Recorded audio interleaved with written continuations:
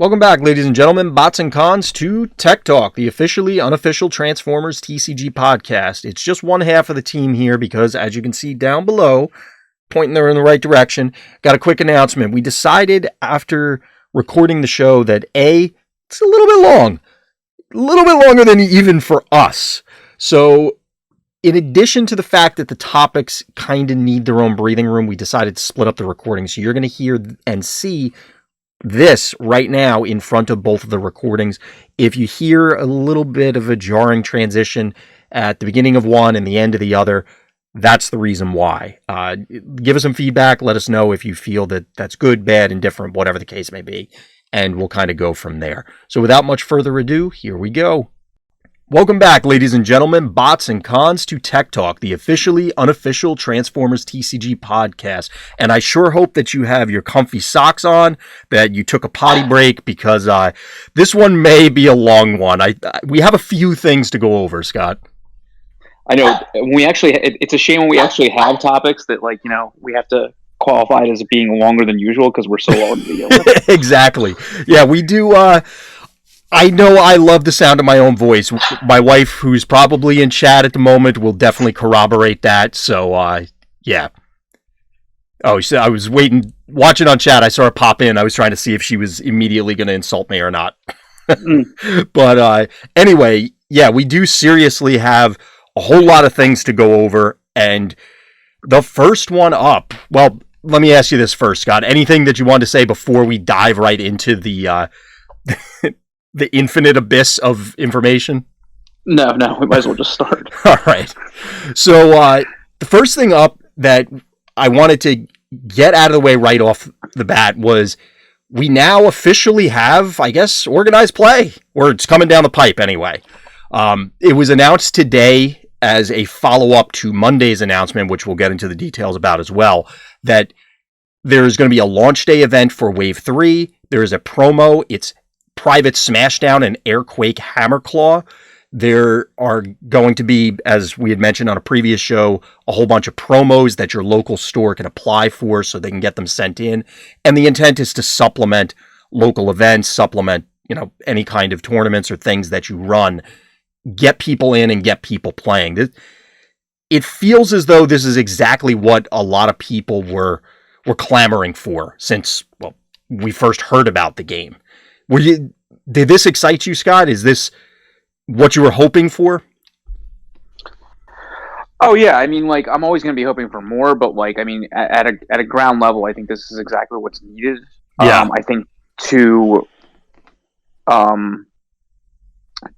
judge interest in how far it can go from here, I guess I'm not very familiar with the setup because I personally just don't have a local game store that I go to on a regular basis to play in these types of events. So I'm not really familiar with how this usually works. Is it you have one giant event and you give everything out? That's how it was in certain other games. But then there's the whole, we have 15 of them. So for the next 15 weeks, the winner gets this. I think it's intended to be, I'm sure Wizards has a recommended plan, but based on the flyer that if you're looking at the YouTube recording or if you're watching it live or if you want to check it out later on the official media, down in the fine print towards the bottom it indicates please consult your WPN retailer regarding their plans for distributing promos. So I don't know if that's directed at the store or if that implies when you get them it's however you want to do it. Yeah, I just think if the stores do it in an intelligent way that drives continuous competition, I think it's perfect. Exactly. I would assume it's not going to be unlike FNMs, where it's, you get a batch of promos, you give some out to whoever wins / places, some out as door prizes, and then you stretch it out as far as you can get it, kind of thing.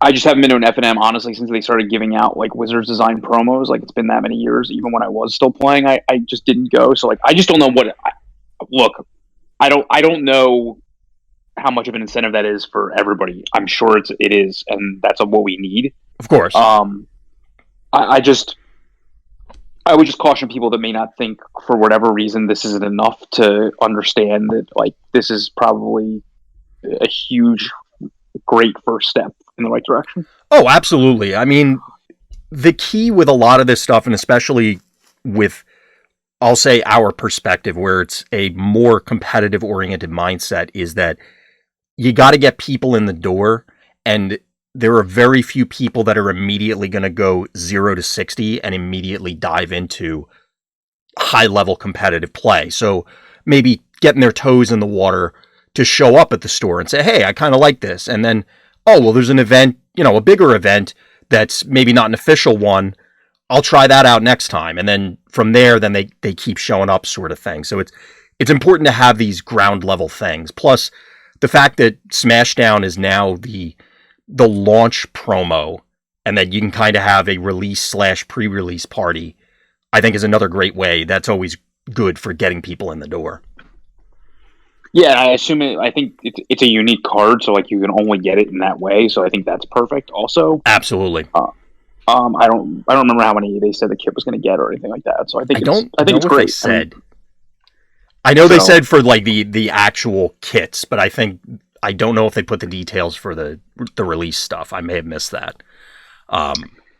But like I said, my experience with kits is not great, but they're not Wizards kits. It was a system that was just ripe for abuse from other companies, and it was never a positive situation for the marketplace, let's just say. But right. I think this will be handled in a much better way. So like I have no experience whatsoever knowing. I just, as long as it gets people in the door and gets people excited, that's positive with me. Given that it's clearly going to be piggybacking off of the infrastructure that was already laid down by FNMs and other Magic events, I'm in agreement with you that I'm pretty confident that the way Wizards is going to distribute it and the way that they're going to suggest stores handle it is going to be pretty effective, because they've done this a couple times before. It's come up. So I guess with that, do you have any thoughts about the actual card? So the release card, Private Smashdown / Hammerclaw. We can probably just cover that at the end when we cover the rest of the cards. Well, that's kind of where it's segueing into. That's fine. That's fine. Yeah, since he's the in-store support / release promo, I was going to use that as a soft way to segue into all the news about, well, all the news. We'll call it that. So anything you want to shout out about him immediately? Well, I mean, then we have to talk about whatever they were called, Battle Masters and all that. You want to go over them first? All right, let's bring them up and we'll circle back. So let me get this. We can just talk about the set in general, and then we'll get to that. Exactly. Like as mechanics, yeah. So we did see, well, we got a quick peek at a few different things, and I'm throwing up one of them now. This is Private Fire Drive, where we're getting battle card sized characters that have a very unique mechanic. And I do want to give Wizards credit, especially right up front, that, well, I thought it was really cool the way that they are releasing stuff this time around with the little short stories, I guess, where it's in character, in universe. Mm-hmm. I thought it was pretty cute. It's just something to geek out a little bit about and get excited about. So if you haven't had the chance to see those, check out on Facebook or any of their official social media where they do talk about a bunch of these things. It's actually pretty cool. And I got a good laugh out of it. It brought a smile to my face as we were going through it. Do you feel the same way, Scott? Like, did it bother you at all? Like, did you just want to see the card and you didn't care? No, I enjoyed it, and I thought there were, like, it's funny the way that there's like, honestly, there's like rules text like built into the articles and things like that. I think that was pretty funny. Yeah, the way it was broken up. I have to give them credit for how it was done, because it worked out pretty well.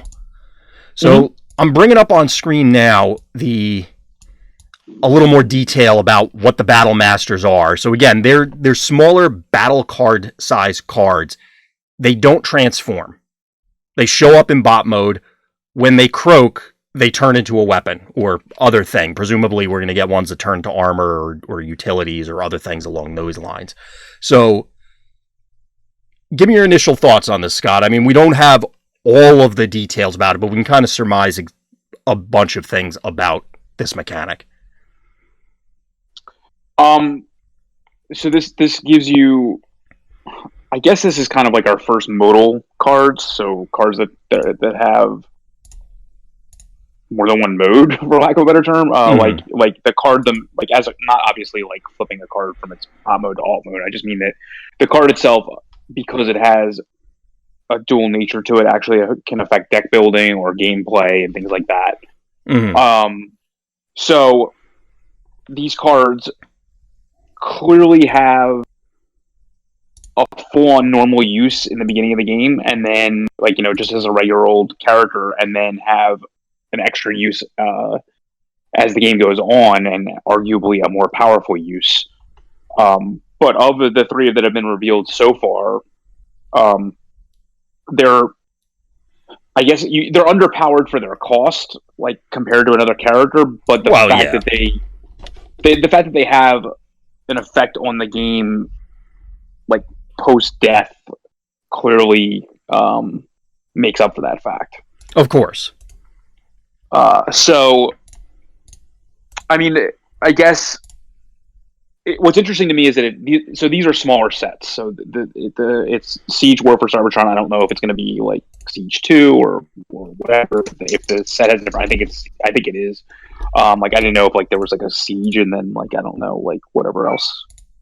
Insert target war term there or something like that. Like whatever. But it's a trilogy of sets. They're smaller sets. The packs come with one large character and one small character, and then the 5 battle cards. So, like, getting these small characters, and I from what I can understand from what was released on the website, I think they're only common and uncommon, the smaller cards. Don't quote me on that, but that's what it was implied by, like, the product article. So I think that's good also. So, like, you're not just getting, like, a character. You're getting a character and, for what we've seen so far, only weapons. But like you said, in all likelihood, different types of upgrades and things like that as well. Right. So it's going to be a really interesting gameplay mechanic because I don't know how much use you want to get out of these guys before you want them to die. Yeah, that's going to be an interesting dichotomy of I'm spending stars for the character, but I do actively want them to croak so that they can do their other thing, whatever that thing happens to be. And some of them seem kind of flashy in the other mode. Yeah, I mean, this first one that's the promo card, I would say is pretty standard. Like I don't think his ability is like over the top in the weapon mode. I think it's just like, okay, you have a good weapon. Mm-hmm. But I mean, right off the bat, without talking about them specifically, it's going to be, and this is something I've gotten more used to with Rise of the Combiners, is that like you just can't be. I don't know if upset is the right word. I just don't know how to like explain it. But like when your characters die, you can't be upset. Like I don't know how to explain that. Like you can't get too attached to them. You have to accept that you're going to take losses. You can't be wedded to like you always having the number of characters you started with in play. Absolutely. And I think this is why like I gravitate towards those types of decks that keep my guys alive for some reason, because I feel bad when they die. I don't know how to explain it, but like you're so invested in the lore. They're part of the family now. It's not the lore. It's I know. I'm behind. It's not just the lore, but it's like I feel like I'm behind in the game if my guys die, and that's not always necessarily the case. And it's especially not the case here. And I feel like I hope the one thing I'll say is I hope there's value in sacrificing a guy, like a Peace Through Tyranny type effect. Right. Will be more widely used. First of all, so Peace Through Tyranny just doesn't see a tremendous amount of play because it will if that's the case. Of course. But like I hope there's additional sacrifice outlets to allow you to do this proactively. Besides like, putting Brave on this guy and always wanting him to be attacked and things like that, because I just hope that there's ways where you can help control how this occurs so that you can make the most use out of it strategically, so it doesn't wind up just being like, okay, you're tapped out and your guy died, so you'll get to use it maybe, because ultimately the weapon is still a weapon, or the upgrade is still an upgrade, which means it can be vaporized, it can be ramming speeded, like it can be bashing shield if it's an armor, like etc. Enforcement batons, etc. So like it's going to be difficult for your opponent to get use out of all this. Like they're going to be able to direct damage and use one of these abilities all in the same turn, so you get no use out of this weapon, assuming it's a weapon. Mm-hmm. But at the same time, they're not immune to all that, so you still need to be in a situation where it's going to be, you're going to be able to use it. And I have faith that there will be additional ways. I mean, besides your obvious, like, one shell standing, your own guy, piece returning, your own guy. Like, I feel like those plays become a lot more interesting, though. I mean, I get what you're saying, that yes, you do want other outlets to do other things, but for example, and forgive me, everybody out there, I didn't include Aimless on the topic list, but we got him up here. He's the Decepticon, the blue one, that because of his tough 3, like you said earlier, it's tough to decide, no pun intended, or repetition intended, but it's difficult to determine whether or how this guy is going to end up turning into the other mode, which is really the one I was thinking of when I was saying that it was flashy just because it's one side of a one shell stand. Well, but it's flashy too. I mean, like, he can pitch your whole hand basically to exactly even bigger. So I mean, like, oh yeah, by no means am I trying to say that the other one's not important or anything, but where I'm going with it is exactly what you were saying, that some of those plays become a lot more complex, a lot more interesting, because it's not just, oh well, my nemesis has a lot of health, so I guess I'll put 3 on him and then target your guy. It's okay, now I have an additional decision point of Aimless in a blue deck, and obviously you're going to be playing it there, I'd assume. Yeah, I would hope so. You're probably, or he is probably going to survive more than a few turns. Maybe you're going to have to one shell stand him because your opponent's clearly not going to run into him unless they have to. Yeah, I just hope there's additional things like that are printed that make it seem like it's a punishing mechanic up front, because people are already afraid to play those cards to begin with for whatever reason. So I hope this will make some of those powerful cards see more play, because it's obviously the right thing to do. So yeah, I think it'll encourage people going forward that, hey, you can play these other mechanics. I guess it's not really a mechanic, but you can play these cards that seem to hurt you simply because, well, here's this other benefit to doing it. Yeah, huge benefit. So absolutely. As to the actual cards themselves, any specific things? I mean, Fire Drive draws you cards, which is, I don't want to say a rare thing on characters, because obviously we have a bunch that do it, but it's still useful. At 7 stars, because of the low attack, I think it's really just you're playing them because of the weapon mode and how to get them in there. Well, I think all 3 of them have, well, the 5, the promo one doesn't really, because he has no text, but like the other 2, because of the tough 3 and because you draw a card when he attacks, clearly they're making it easier for you to understand you're supposed to attack with these guys first. Yes. Because you're getting immediate benefit, whether it's like a wall in the case of Aimless, or just drawing a card right away. Yep. In the other case. So I think that's why they cost more stars, because there's more to them and because they have higher attack. Yep. I think it's cool that they have the same attack as they have as the weapon. Like, yeah, that makes sense. On them, like right. innately. I think that's pretty cool. I will say I don't know how many of these you can actually play in a deck, because you obviously need. I mean, I guess you could just suit one up with the other one, but I think the better play is going to be, these are by definition support characters, so they're going to act as support characters for the more important ones. But I mean, I don't know. Who knows in the end? Yeah, there's still a lot of unknowns. I think it's too early with this drastic of a mechanic. It's almost like when we first saw the combiners revealed, that it's very difficult to make a call right now as to whether this is going to be a huge meta-changing shift. I think it will, for a lot of reasons.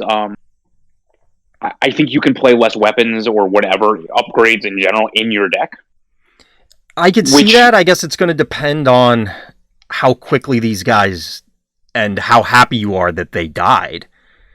Because yes, you could play less Energon axes, but for example, with Aimless,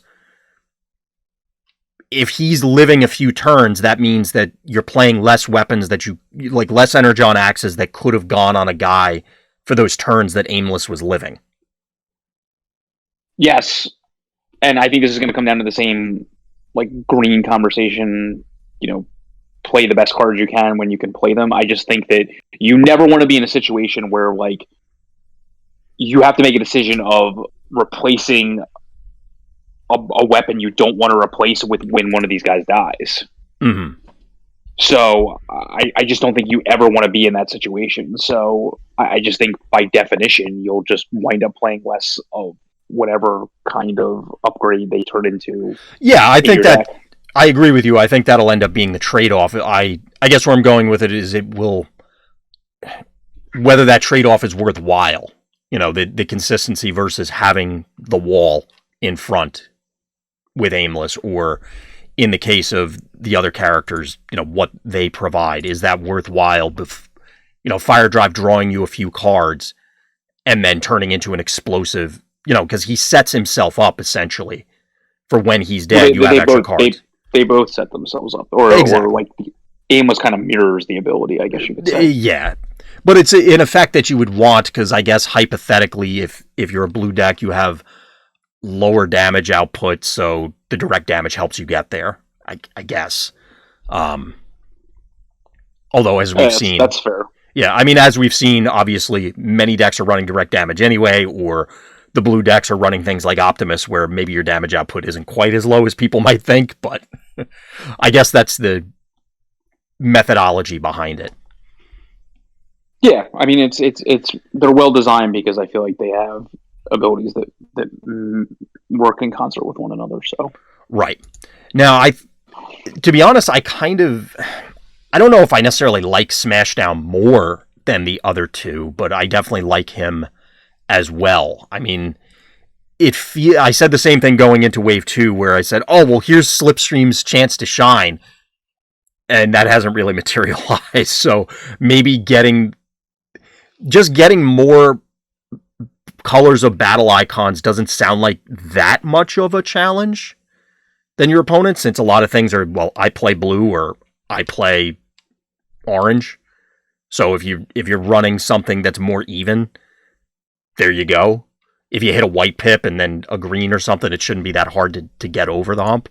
And plus, at only 5 stars, it should slot in relatively easily. I guess. I don't know. I feel like well-constructed decks shouldn't have a problem pulling this off, but like two well-constructed decks playing against each other, at least the way it stands right now, you would have just as much chance of this going off as they would. So I just don't think you can depend on it. And like, but if it happens, like, you're not going to be like, you're going to be ecstatic, obviously. Well, yeah, it turns into a grenade launcher. I mean, that's pretty good. I don't think you should build around it. I just think like if you're playing Espionage and you're in your deck that also has the Matrix, like, you're not going to cry. Like, like, you're just going to want to still play really good cards and then go from there. So right. It will be easy. Even just based on our current card pool, honestly, like, I think those two cards are a pure example of things that, like, you're going to want to do that cover you with all 4 icons, and I don't see a reason why you couldn't easily slot both those cards in the deck. So right.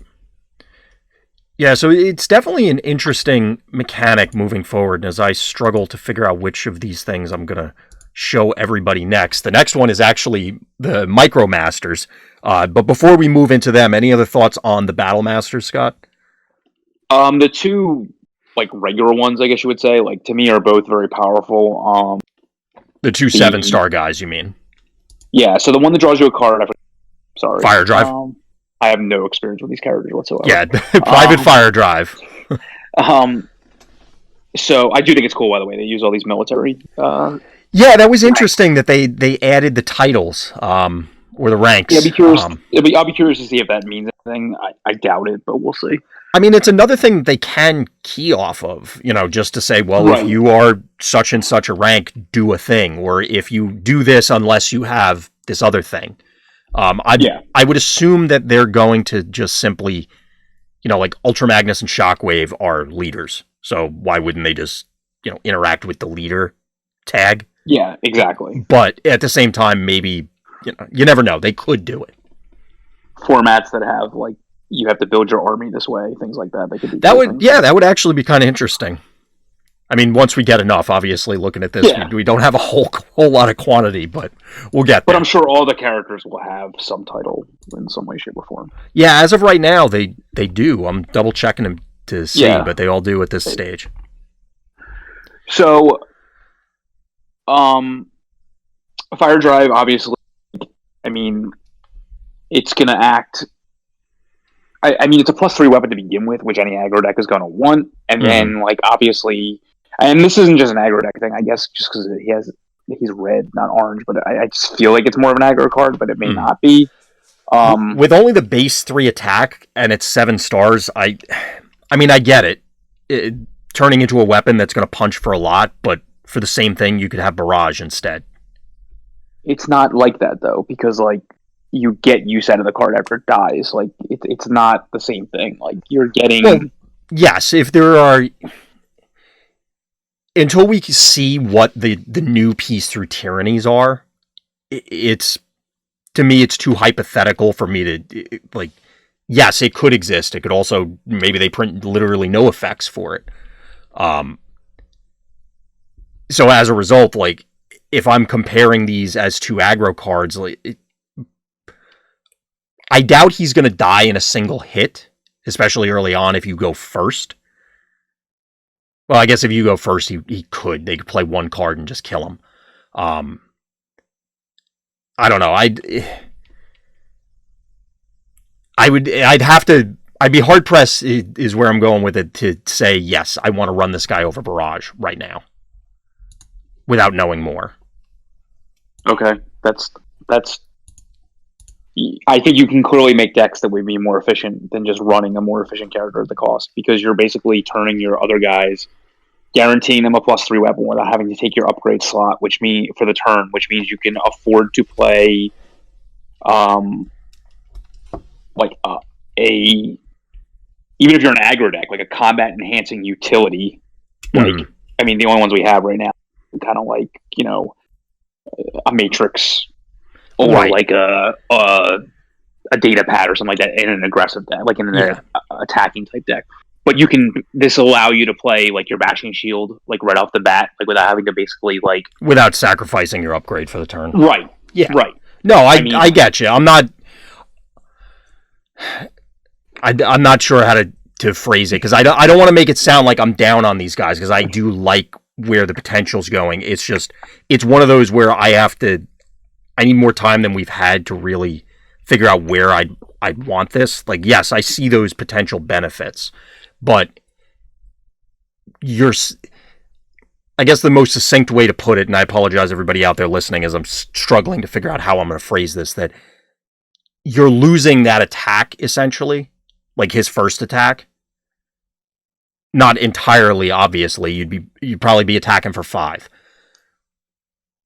Is that important enough that it matters? That's what most combiner pieces do now anyway. Right. So, I don't know. Like, to me, it's not much different than that. I don't know. You're getting value. It's again, you're getting value out of every single guy. I'm not sure that certainly did not always happen through the first 2 waves. Sometimes you just had to play a guy because you had to play a guy. And, like, they were just there. Right. Yeah. And they're always going to get value out of this. So, I don't know. Well, and like I said, I'm not disagreeing with you. It's more, to me, that's the decision point, at least in my head. And I can see the scenarios exactly what you were lining up, that you would want to play this guy, but I don't know if that... Yes, it worked in the combiner teams, but now this guy is 7 stars, so it's, okay, well, what am I playing him alongside? Does it really matter that I'm losing that first attack? Maybe it doesn't. But you're not, though. You're getting, if it's an orange deck, you're getting a 5 attack. Like, any guy that has 3 power, that's what you're going to get out of the first attack regardless. Like, right, but how many aggro decks are playing 3 power guys? The combiners, and that's it, right? I mean, did you ever attack with Ransack in bot mode? I mean, in alt mode? Did you ever attack with, like, you know, like, there was always teams that had guys that weren't stellar. Well, yes, but that doesn't mean that we're beyond that point and you don't have to necessarily do that. I mean, compare this guy to Snarl during Wave 1. In my opinion, this guy is much better than that.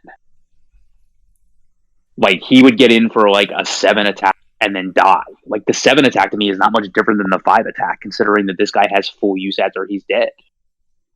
Like, I think the modal nature of these cards just makes them way more powerful than just a random guy. Because it helps your other guys tremendously. Right.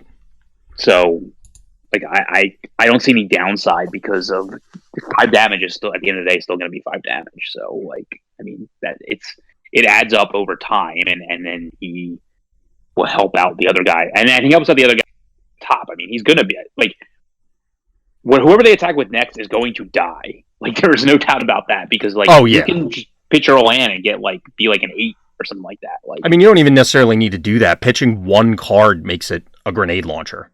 Right. You don't have to invest a whole lot. You know, like, yes, if you're going up against a suited up something, you could turn it into a whole lot of extra damage by pitching your hand, but I don't think that's going to be necessary.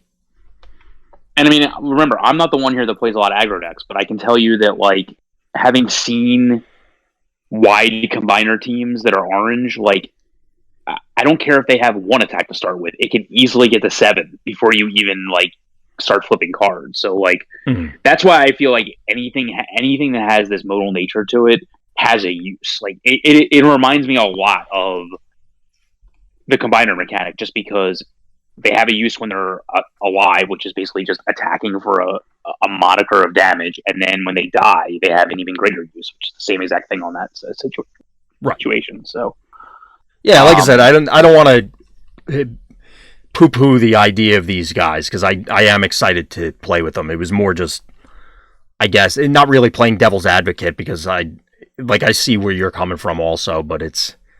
But we made the same mistake with combiners. You can't compare their star cost to what exists now. It doesn't work that way. Like, we already made this mistake. We wrote whole articles about making this mistake. You can't make it again. So, yes, like, I can! Yes, believe me, when there's a will, there's a way. I will make the same damn mistakes every time. That was literally what I... Anyway. But in terms of aimless, which I'm sure you see the more powerful use out of, I feel like aimless compares more favorably to actually thermal weaponry than anything else. Because basically what you're going to have is, or I guess, I mean, it's more powerful because it's more powerful than the Energon Axe, because, like, Energon Axe is +3 attack and pierce 2, which means they work in concert with one another. You're not getting, like, a total of 5, whereas here, if you pull it off, you're getting a total of 6. Yeah. But you either need a crap ton of whites in your deck to make that happen and get lucky, or you need built-in bold to make that work. And as it stands right now, the easiest way to get bold is out of like, if you're not innately bold, is out of a weapon. And this is obviously going to take that spot. So, like, to me, you either need to play bold enhancing action cards, which at this point I think are all orange, so, like, that's going to be awkward. Off the top of my head, I haven't looked at everything. Right. Or you need to be innately bold, like something like Wheeljack or Barrage or these characters, or even, like, you know, Starter Optimus, like characters that have seen play in blue decks. And the bold is just an oh, by the way, but they specifically have, you know, seen play with thermal weaponry. Yep. For the same effect, for the same, like, positive effect on the weapon.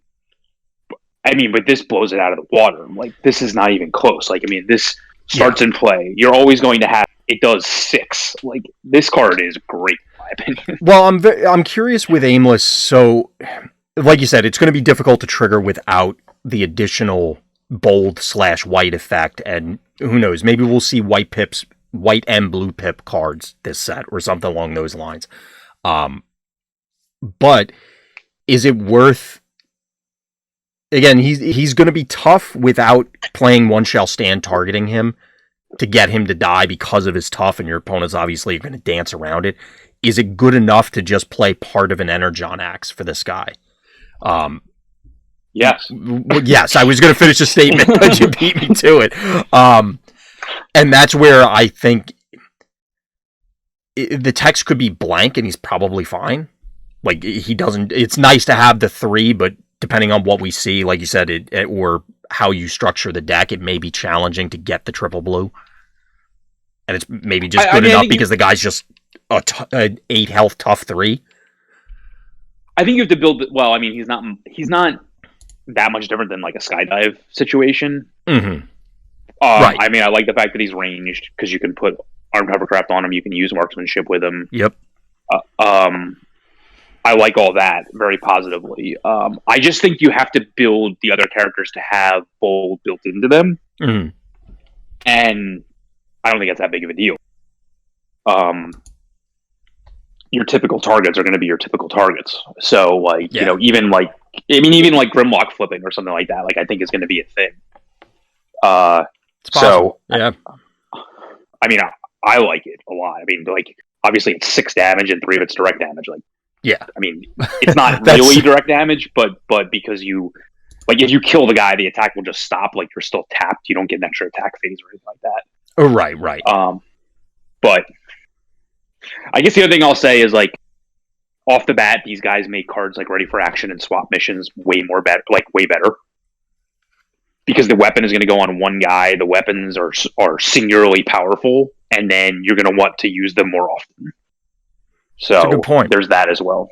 It's a good point. These guys are definitely going to influence a lot of deck construction. I mean, we can see that already. I'm very curious how many of these we're going to get. I don't think there was any indication of that. If you imagine that the smaller characters are split between, I don't have the website. It's my own website, but like whatever it says. Shout out to Vector Sigma. We got the spoilers up there. I think let's just say it's 24. I don't remember what it said. Yeah. It said like 24 smaller characters. I would imagine they're going to be split evenly between the mini bots and the. I can't not call them Target Masters. I don't know, Battle Masters. Yeah, there was a lot of rebranding for some of the toy lines for that stuff, where it's just like they're Target Masters. But they're different though, because they don't actually come packaged with the character that they're the weapon of. I heard. That's what I don't know off the top of my head. I'll be honest. I feel ashamed. They come separately packaged, almost like the way the cassettes were back in the day, like how the cassettes weren't, other than the one cassette didn't come with Soundwave. Mm-hmm. They don't come with the guy that they're the weapon of, apparently, sometimes. So they're not a true Target Master back in the day when the Target Master character came with the bot. Okay, that's a pretty fine hair to split, but we'll go with it. Yeah, I mean, I don't know. I get what you're saying, but it's one of the I'll end up calling them Target Masters. Unless it's like in front of me and it says Battle Master, in which case I'll just read that. Yeah. So yeah, I assume it'll be like whatever half the small bots are will be this, and the other half will be whatever they're calling the mini bot things that are just mini bots. I don't know what else to call them. So the Micromasters. That's it. Yes. I'm checking the release because it says there's 48 characters, which you can see on the cards, but I don't think counts. They count the battle cards and the big guys and the small characters. Yes, but it doesn't. I don't think they actually said how many of them there are, like whether there are 12 total Micromasters / Target Masters or not. I assume it's 24 normal size characters, 24 smaller characters, and they split those 24 smaller characters as 12 and 12. I think that's where I'm going, but I think that's reasonable. Which is a smaller set in general, again. Yeah, than usual. So keep that in mind. Yeah, there's that, which we can get into later. But. Yeah, the reason I was harping on it is mostly from So we had talked about it when Rise of the Combiners was first announced, and then as we were doing the spoilers, that if combiners weren't your thing, you were in for a bad time, because it's just like, okay, well, there are lots of combiners. This, I feel, is less... I don't know. I think that sort of mentality would find this less offensive, I guess, for lack of a better way to describe it.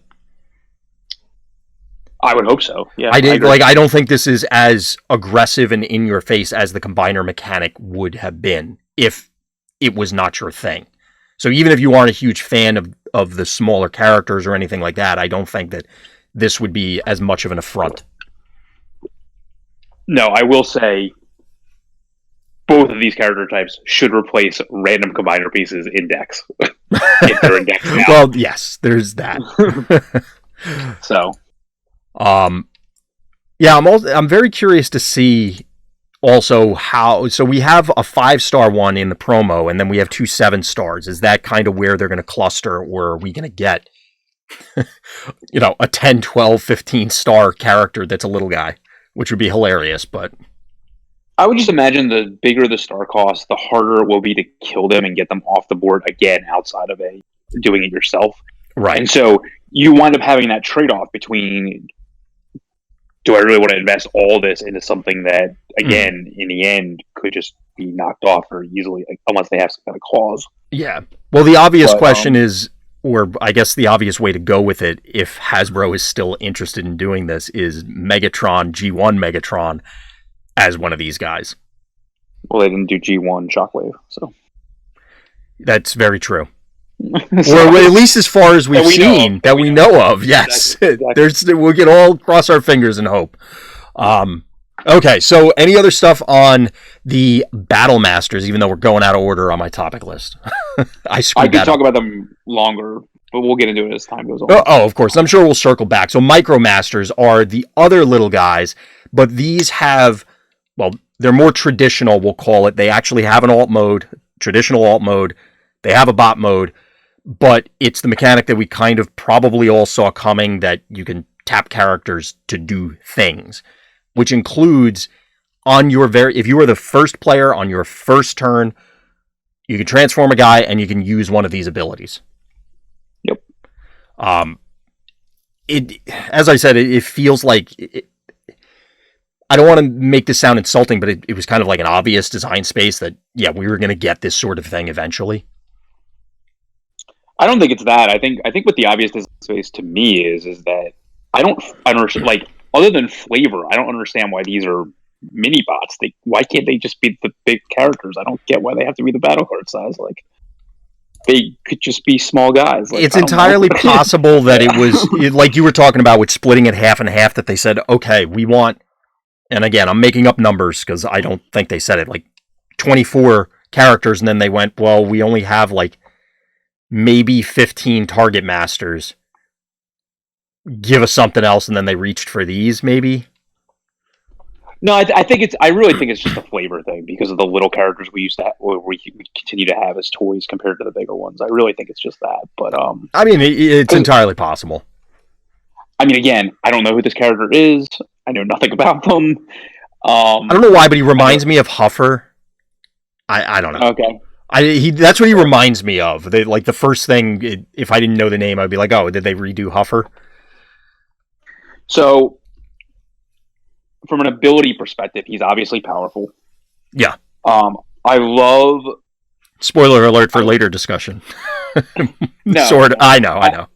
I love the fact that that like he can't be like he has stealth and then he has a tap ability, which means like he's going to be able to get that tap ability off, which is what I really like about it. Yeah, that's.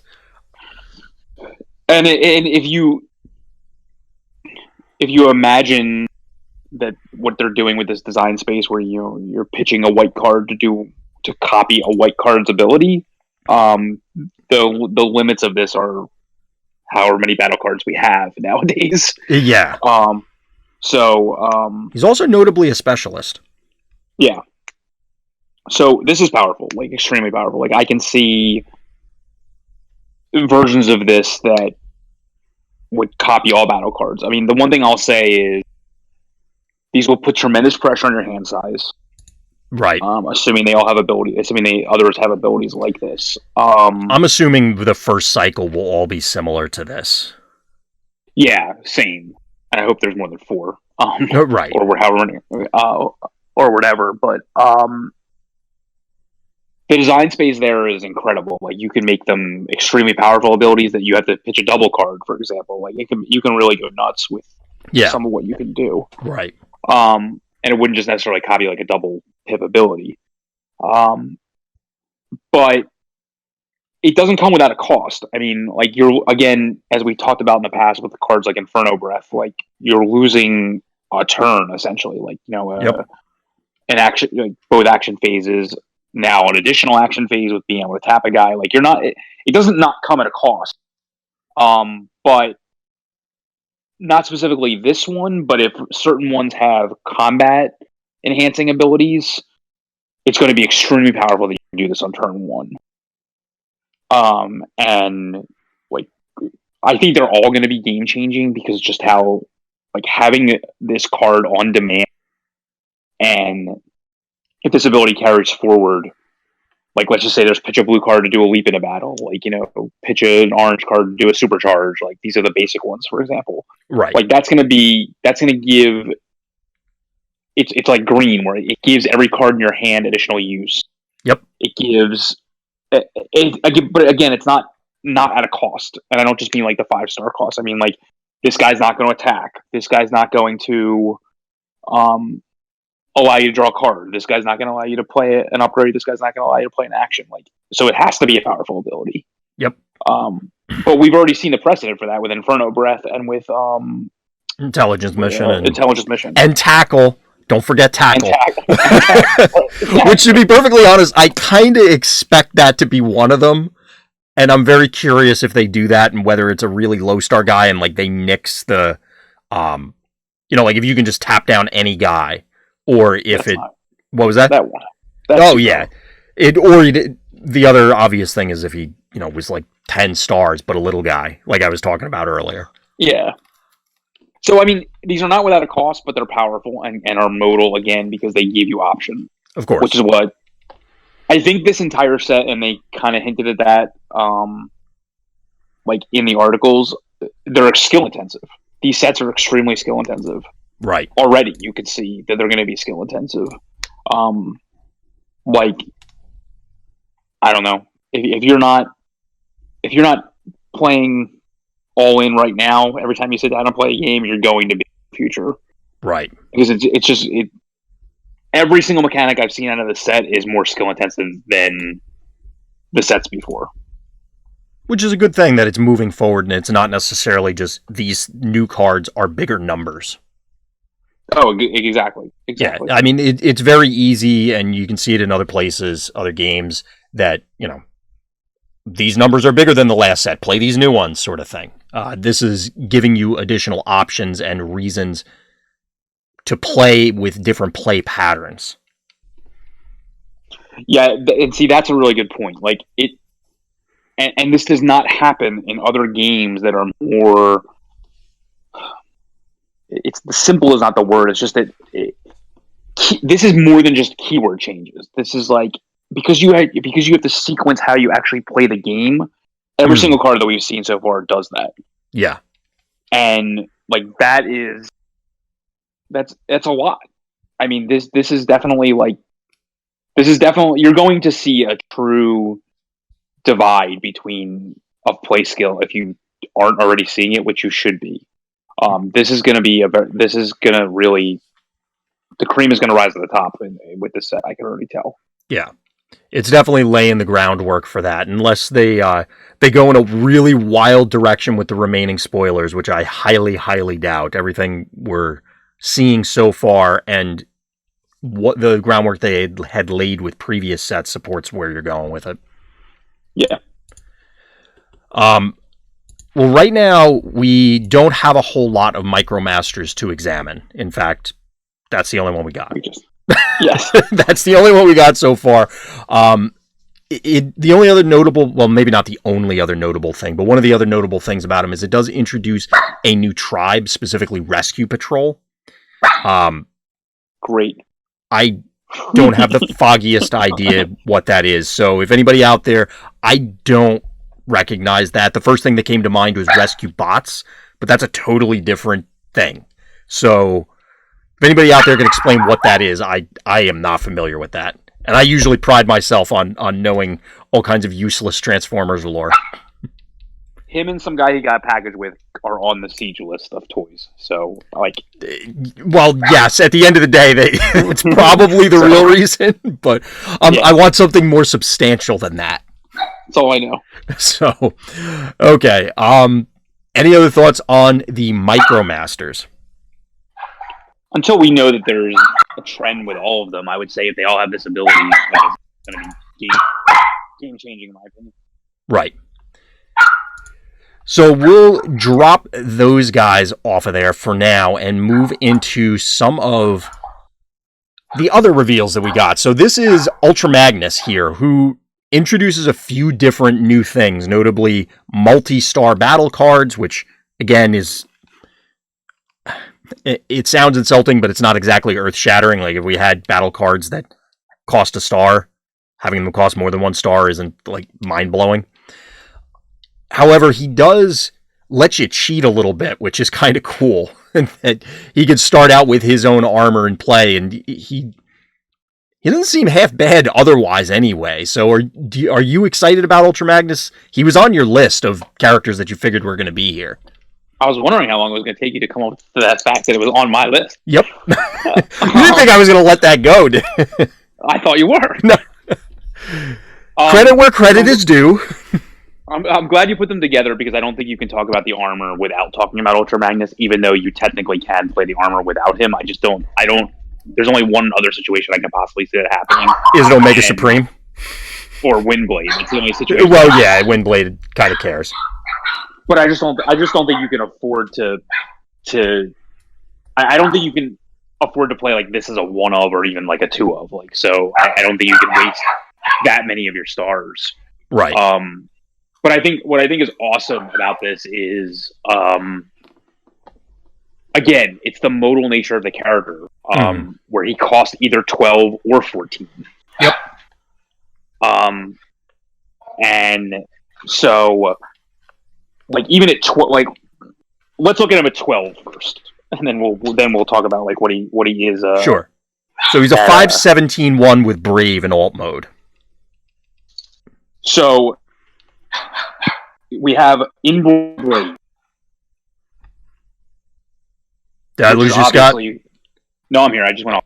Okay. Or maybe I did lose him. Oh no.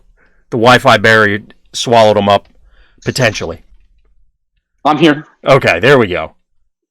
Sorry. It's all right. We got him back, folks. I went off Wi-Fi, so. Okay. So you were talking about him as... you were talking about him as innate Brave. Yeah, which is at 16 or 17 health. Yeah, is extremely powerful to start and play as a huge Brave guy. And honestly, to be honest with you, I don't see any reason for you not to always just be in that mode. I think his bot mode is pipe dreamy, I guess you could say. I mean, I guess it's going to depend on whether we get... So, this discussion came up, somebody was making a joke on Facebook, I think it was, about Metroplex being all excited about new orange-blue cards or new double pip cards, and then naturally being unable to play them. I think it's probably a safe assumption that any cards in that category moving forward are going to cost stars. So, point being is if the full complements of Matrix and Rollout are not getting it done for you for Magnus, I wouldn't expect or really lean on getting help in the future sets. Would you agree with that? I guess so. I mean, like, I think the precedent is there, but I don't think there's much of we don't have a lot of data to go on, but it seems that way. Yeah. Point being is that you don't have a whole lot of options, like you were saying, to actually consistently get that ability off. Yeah, I don't want to build my deck like Metroplex in order to just get this ability off. Like, it's not powerful enough. Yeah, you're not setting up Energon Axes, I guess, is not that it's not that exciting. I mean, it's powerful to do 1 damage across the board. Don't get me wrong, but like at the same time, like, isn't it more powerful to be brave at all times? Like built in Right. when you have that much health. Like, Right. I don't know. Like, I see almost no reason for him ever to be in his bot mode at this point, Right. unless you somehow can build, I don't know, mining pick 2 double cards at the top of your deck, and you want to get that ability off. And I still don't know if that. I mean, I guess that's good enough. Like, don't get me wrong. I guess he has like what, 1 more attack in that mode or something like that. Yeah, he's 6/17/1. I mean, yes, I think there are ways to set it up, but right now, I don't know. Like you said, you're going to have to invest a lot of resources into this guy, and it's certainly going to be easier to set up a favorable position being in Brave all the time. I will say that if the armor gets destroyed, it does put another double pivot in your deck. So yes. Eventually, after your deck recycles. So right, there is that. You can use reclaim effectively and things like that. I was about to say that, yeah. But I mean, I think he's just a good character. Like, I think like he's a career replacement for Nemesis in like Too Tall. Obviously, I mean, I think you want to build blue shells with him. Any large characters typically lean that way. Of course. And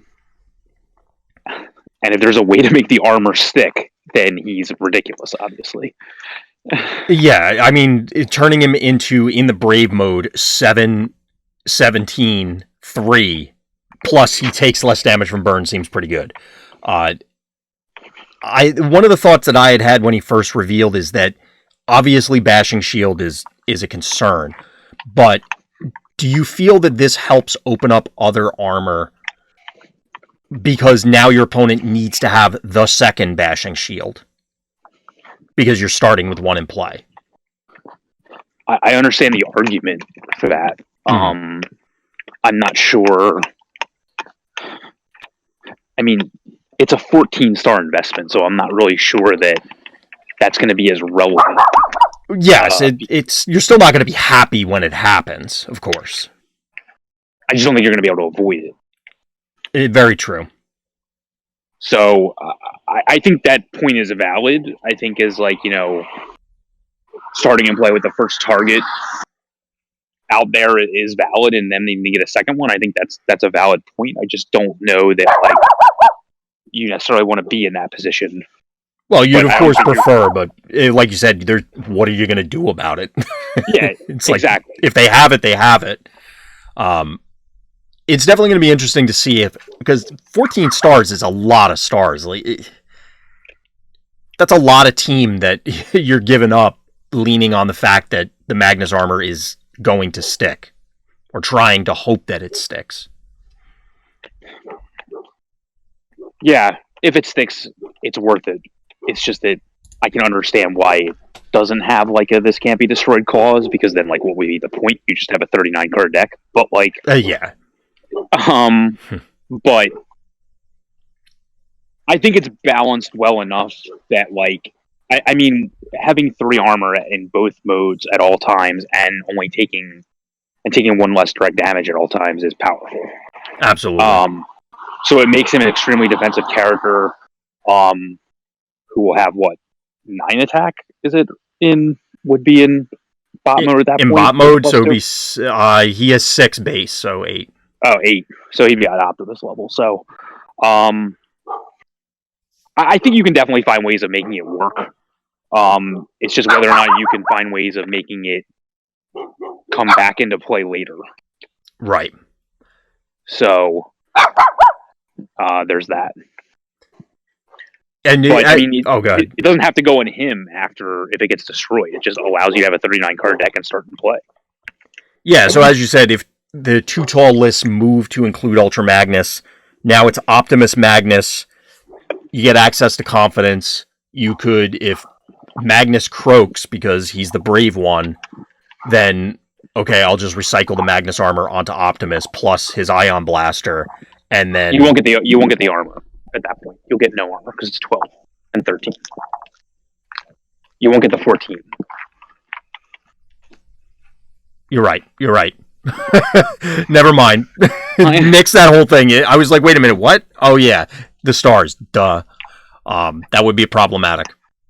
So it's just as a 12, he's just better than Nemesis in that deck. Also true. So absolutely correct.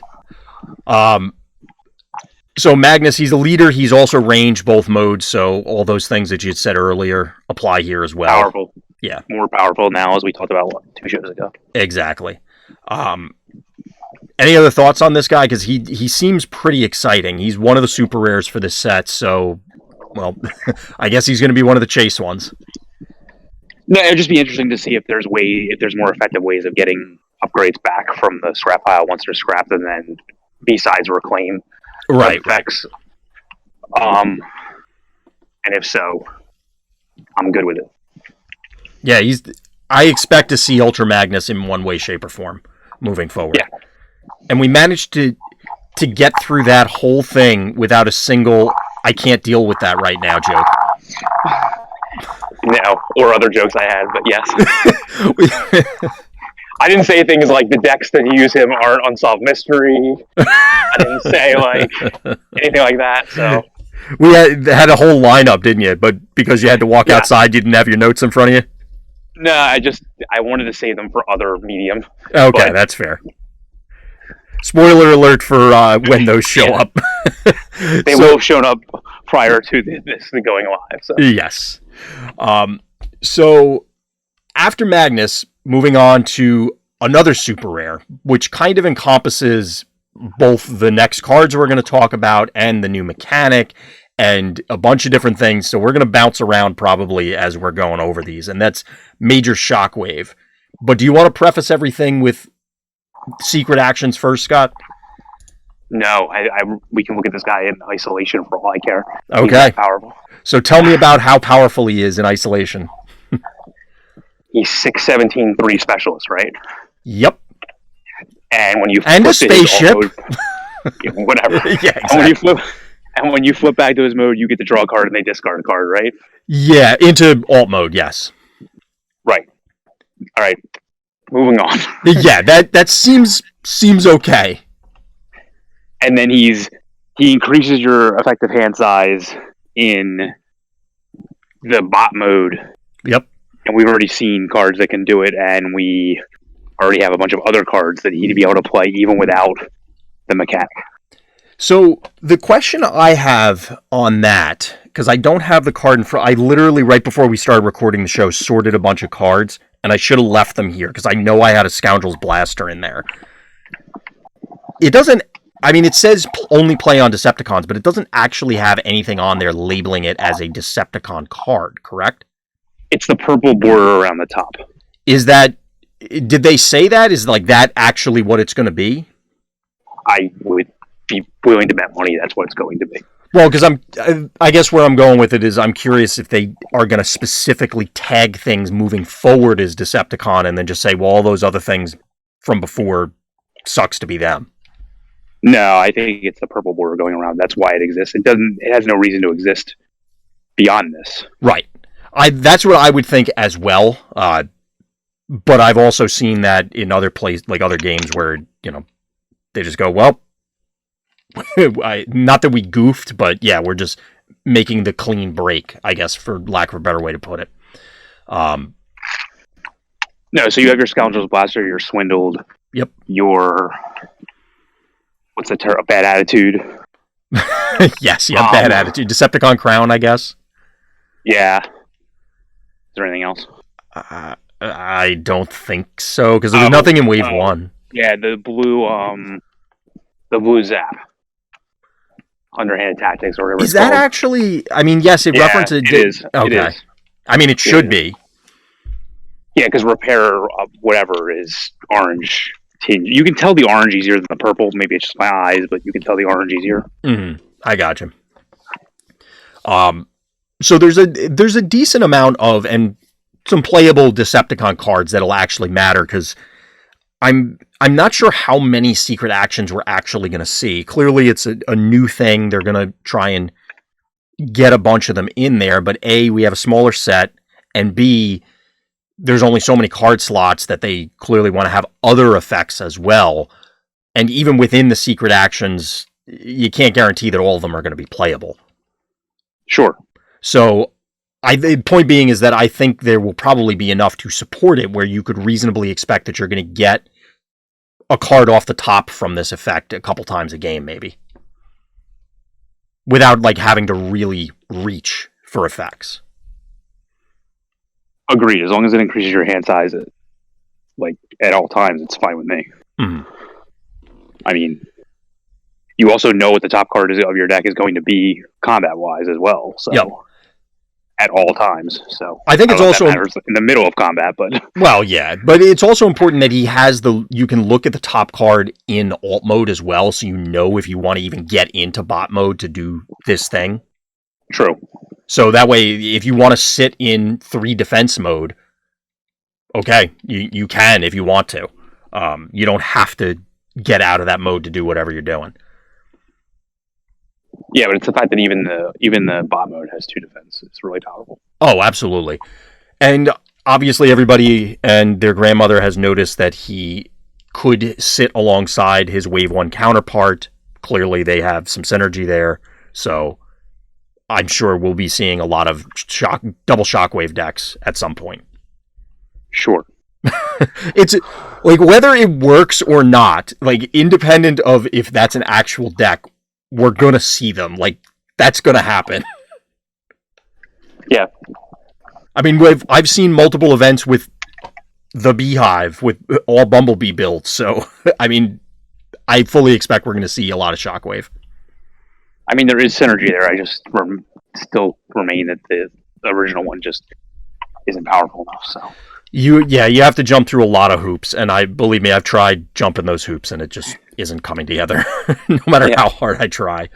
So where else do you, like, any other thoughts where you think this guy's going to show up? Do you think he's just generically good enough that you're going to go, well, I'll start with Shockwave and figure out the rest later? I mean, you kind of have to, given that he's 14 stars, but... Making your opponent discard cards as a flip is extremely powerful, considering the only other bots that have that now require death for that to be happening. So... the fact that you can do this like right away is, not right away, but like, starting relatively soon is extremely powerful. Right. I guess, I'd be remiss if I didn't mention Dive Bomb. He doesn't have to die. Oh, yeah. Yeah. Well, but he's not guaranteed. Right. And I think that, given the way we've seen games play out, and presumably you're running security checkpoint, you're going to have access to espionage, it's not going to be that difficult to either shred your opponent's entire hand or put them in a really difficult position where no matter what, they're losing something important. Yes. And the fact that he's a specialist gives you access to all those fun cards as well. Oh, yeah. All the nutty specialist cards that have been the talk of the town lately. So before we move into the actual secret actions, any other closing thoughts on Shockwave? He's just really good. Yeah, I'm pretty excited to try and run this guy. Now, I said that about some of the other super rares from Wave 2, and they didn't quite work out, but I feel a little more confident about him. I've never seen an ability like this printed on a card in any card game that did not see play, where you had access to more cards on top of your deck. Right. To increase your virtual hand size. Yeah. Air quotes, drawing a free card every turn seems like it should be a playable thing. Yes.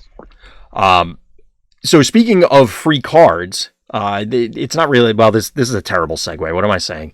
Battlefield Report was revealed as, again, in one of those very entertaining short stories, we'll call them. It's our first secret action. Blue Pip. Let me start off. To play the secret actions, they eat up your action. You put them face down. At the end of your opponent's turn, it'll get scrapped. And they trigger on your opponent's turn. So there are a lot of analogs in other games that I'm sure everybody out there listening can think of. But this one in particular is when one of your characters defends, which obviously they're going to have to at some stage, and then you get to run a defensive incoming transmission. Draw 2, put a card on top of your deck. This is the effect that we've been mentioning for a long time, or similar effects that we were hoping we would see these things eventually. Did it live up to all the hype for you? Yes. This one in particular, or do you mean the secret actions as a whole? I think given the nature of the game to not include the ability to play actions on your opponent's turn, like there wasn't going to be a keyword on a card that allowed you to do that. This is the way that makes the most sense and is the safest thing you could do. Right. So I'm fine with it because it seems to be the best way to put it into enact it, I guess you could say. Right. It's going to be definitely very interesting moving forward, seeing what sort of abilities we're going to get. The obvious thing would be something like this, where it's all defensive focus, because up to this point, okay, you get incoming transmission, those double orange pips on top of your deck, but there was no way to, outside of security console now, to set up handheld blaster on top to help defend. Obviously, this lets you do it. I'm very curious to see if it's all gonna be defensive, or are we just do we get a redirect attack thing, temporarily give somebody stealth or brave or whatever, those sort of things. I don't think they'll all be combat focused, so no would be my guess. Yeah, I mean, I guess the other obvious ones would be some sort of counterspell effect, interrupts, or however you want to describe them, that given that they're not exactly a popular thing in other games that have access to them, it'll again be interesting to see if they decide to bring that sort of mechanic here. I hope they do, because it's a good mechanic. So, I mean, it might be too powerful. I don't know, but it seems doable to me. So as compared to other games where you have this secret action sort of mechanic where you can try and bait certain things, given the limitations of being able to only play, one upgrade, one action, if your secret action is cancel or immediately scrap or whatever the terminology is, they're one upgrade per turn. I feel that has a lot more power here than it would otherwise, because you have to wait a whole nother turn if you're trying to bait it out by playing a lesser upgrade into it. It does in the early game. It doesn't in the late game when you're playing off the top. It doesn't what? It matter as much, or what do you? It won't matter as much when you're playing off the top, because there'd be a 50-50 chance of it just not working. So you're wasting just as much of your... Oh, I see what you're saying. Okay. I wasn't quite following you there for a second, so... But we're talking about cards that may not hypothetically exist, so it doesn't really matter. But exactly. This is all just... Yeah. We're making it up. But for this specific one, we already talked about how you feel Shockwave, and I'm inclined to agree with you that Shockwave is probably going to see play anyway. Presumably he's going to be blue-based. Presumably this is going to make the 40. This will make the 40, and every blue deck should play 3 of these. I would agree with that. I have a hard time believing, unless there's, again, something hypothetical that really punishes you for these, especially this one in particular, because there's no playing around it. They have to attack. Well, unless you're up characters and you're the last person to go, and they're all tapped out. Well, no, they would still get it when they're on the wheel turn. So yeah, if you have 2 guys, you have 2 guys. So no, there's no time. I guess you're right.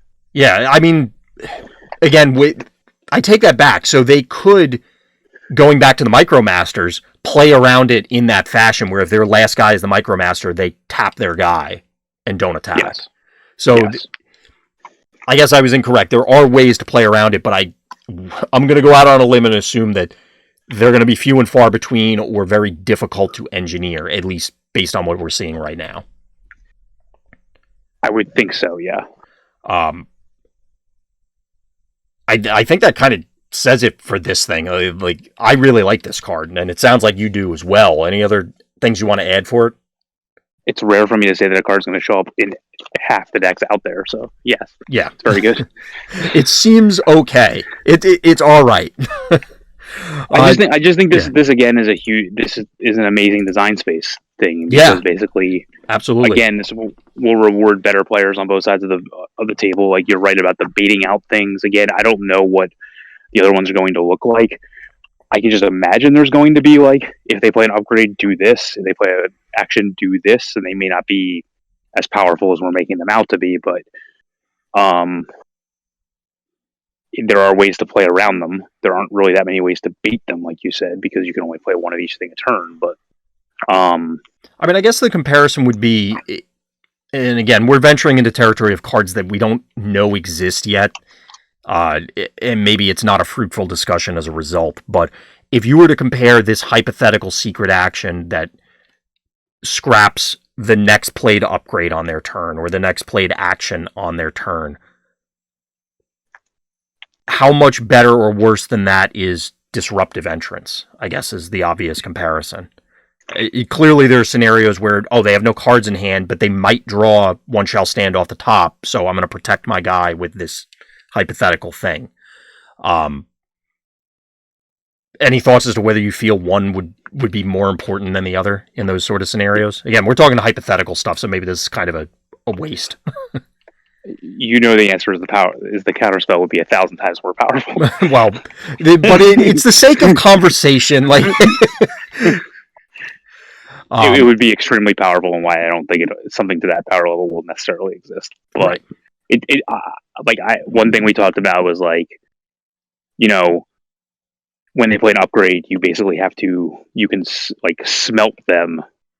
Like they choose a different upgrade. Like they choose an upgrade and sack it. So if it was the only upgrade they had, it would essentially be that upgrade counterspell. But if they had some other random upgrade already out there, they could just lose that one instead.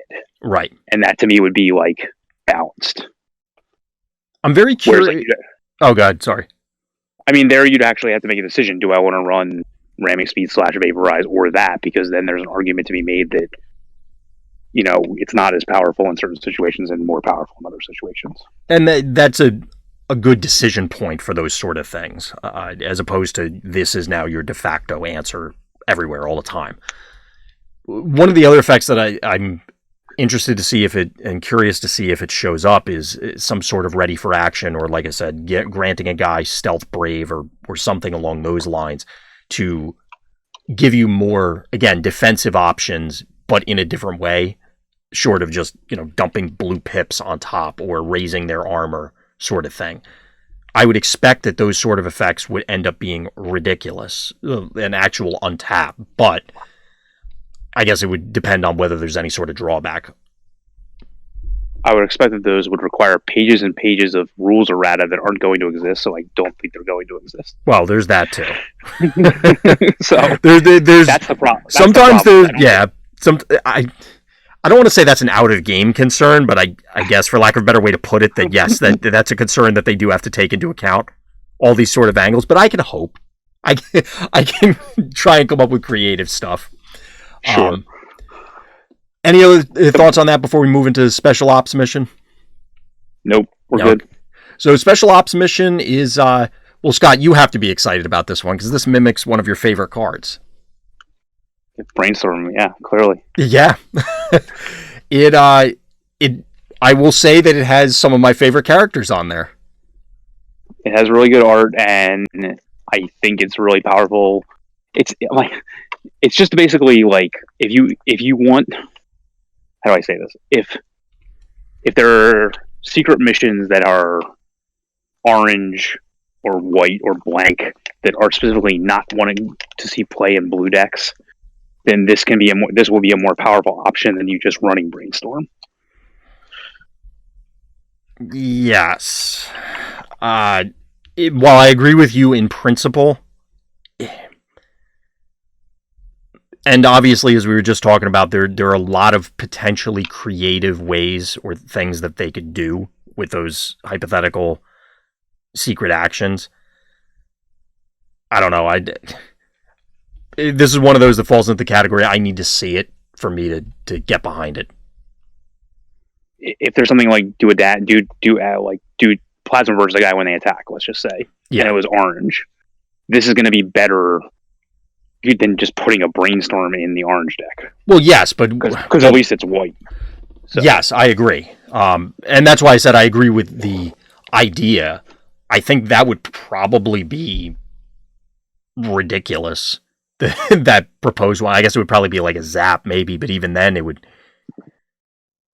I guess you couldn't direct the zap, so yeah, I guess that's the drawback, is that they could potentially just run in a different guy instead of you directing where it goes.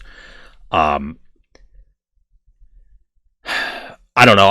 I'm not a huge fan of Brainstorm itself, so that's why this is another one of I need to see what those other things are that I really want to put in this card in order to play multiples of this other thing in a given turn. This mechanic makes Brainstorm extremely powerful. Yeah, I can see where. Good, because you can play a secret action and a normal action in a turn, so it makes it extremely powerful. Probably once, depending on what those secret actions are.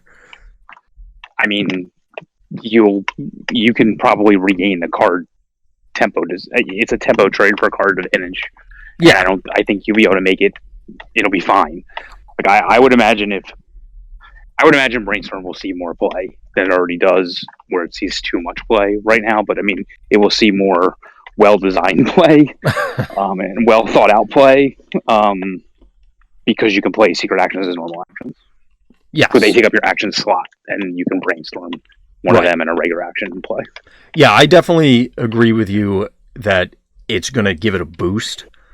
I don't know how many it's going to ultimately, if all of the secret actions, if Battlefield Report turns out to be far and away the best one, and all of the other ones are middling effects, obviously we probably don't care. It's another one that we don't have that many cards yet. I don't feel comfortable really judging it just yet. It's fine. And that's probably all I can add about Special Ops Mission at this stage. Any other thoughts before we move on to probably the topic that has been burning everybody alive inside? No, like I said, this set seems so far to be every single thing that's coming out is skill intensive, and that's what I like in my games. So absolutely, the impactful decisions are very important. All right, folks, that was the end of recording 1. Again, I apologize for the abrupt ending there, but we kind of segued immediately into our second discussion, which comprised of combo decks as they relate and function within the Transformers TCG, including, well, we'll call it a hot topic that's come up recently. So definitely check out that other recording. And again, as always, thank you for listening. Thank you for watching, and tune in next time for more Random's Thoughts.